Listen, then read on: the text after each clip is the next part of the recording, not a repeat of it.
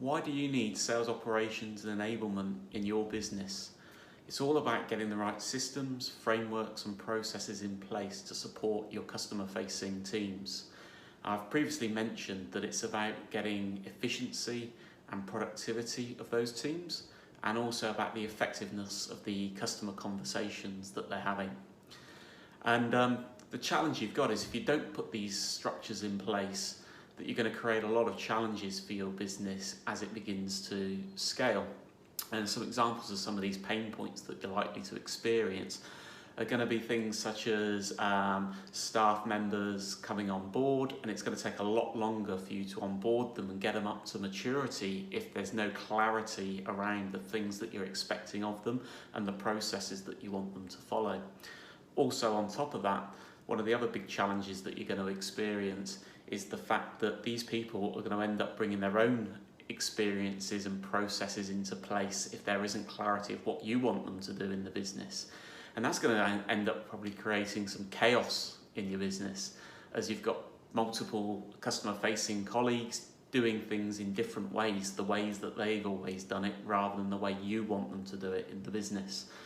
And that isn't to say some of the things that they do don't work really well, but then you need an actual framework to capture that and embed it so that everybody follows the new approach that's going to be better for your teams.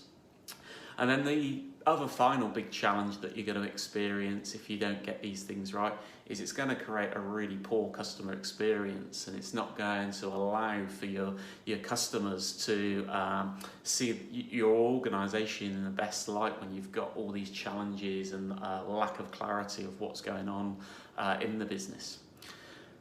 But by putting these processes and frameworks in place, there's a lot of great things that you can generate for yourself in the business. And the biggest one that I love is the fact that you can future-proof your business for the growth that you have. If you have the right frameworks, structures, processes and systems in place, it doesn't matter whether you've got 2 customer-facing team members or you've got 2,000 team members. You can set really clear expectations, and there's something for everybody to follow when they come into the organisation, and scale can happen easily.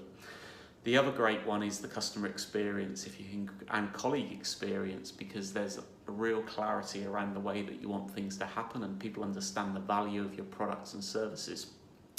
And then the final one is the revenue that you're going to generate. If you get your marketing team, your customer success team and your sales teams aligned in their messaging, the content that they're using, you're going to generate better outcomes in the conversations that you're having with your customers, and ultimately generate more revenue.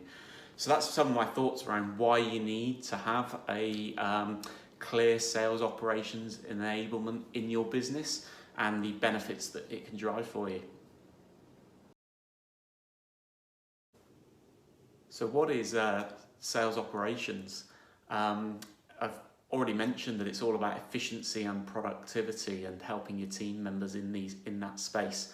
And in terms of the sales team members, one of the biggest challenges they've got is they only spend about 35% of their time actually in customer conversations and in doing really clear sales activities with their customers. So the goal that we need in sales support roles is to really free up those salespeople's time so they can at least double that and spend 70% of their time with customers and in real proactive conversations around generating more sales for them and the business.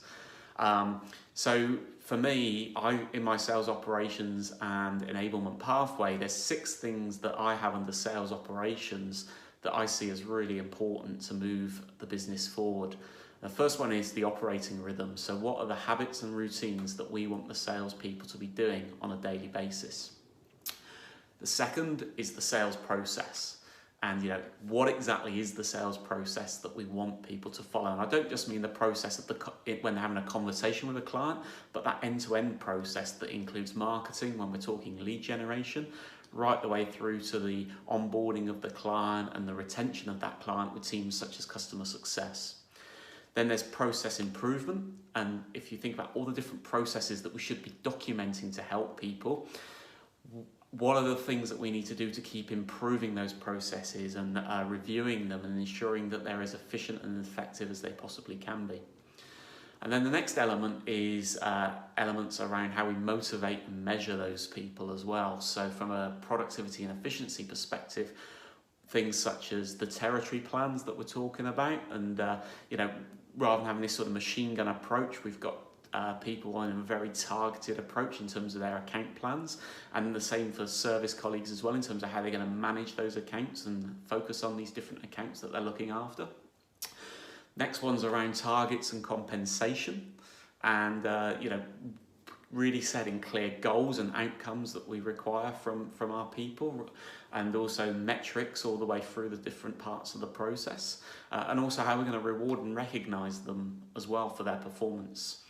And then the final part for me under sales operations is reporting and analytics, and what data and insights are we going to provide to our frontline teams to enable them to make better decisions and take more focused actions that are going to generate better outcomes for the organisation as well. So there's 6 things there that I see as really important under the heading of sales operations. So today I actually want to share with you what I feel sales enablement is, and the 6 steps that I have for sales enablement in my sales operations and enablement pathway. So for me, the first part of the model is actually the operating model, and what structures you want in place for your customer facing teams and how they are going to work together to actually generate the best and most effective working relationships together and create the best customer experience as well. The second part is then the platforms and tools. So if you think, I've mentioned in one of my other videos that there's now over 45 different categories in sales systems and tools, and there's over 1,000 different sales vendors. So this is really critical, and if you've previously documented your processes correctly, it's going to make it a lot better and easier to pick the tools and the platforms that you want to use for your customer-facing teams to make their jobs much easier. And then the third element is the messaging and communication, both internally and externally. So what content are you wanting to get in front of your prospects and your customers from both marketing and also from a sales perspective as well, and the alignment in that? And also then how you're going to communicate with those customer facing teams internally as well to ensure that you're creating the most effective outcome and people really understanding the value of your products and services and the pain points that your customers experience as well. And then I'll move on more to elements around the team itself and this sales enablement piece around the teams. So the first one is around the competency. So what are the skills and competencies that you need in your frontline team members? And that helps with things such as onboarding and recruitment, right the way through to actually having clear expectations of them in their roles as well. Next is the training and the actual the skills-based training that you put in place to help your team members become more effective. And then the final element, the 6th element, is coaching.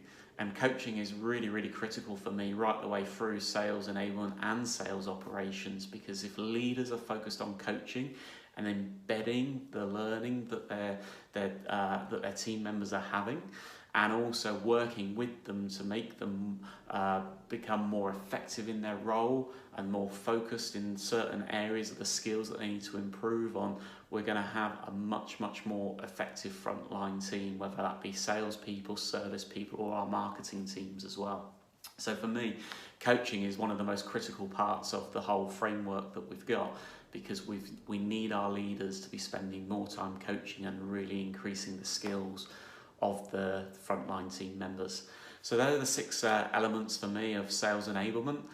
You fit that alongside the piece that I've previously spoken around sales operations, and you have a really, really great structure that you can follow in your business to drive growth in your business and ensure that you're future-proofed for the business as it scales in the future as well.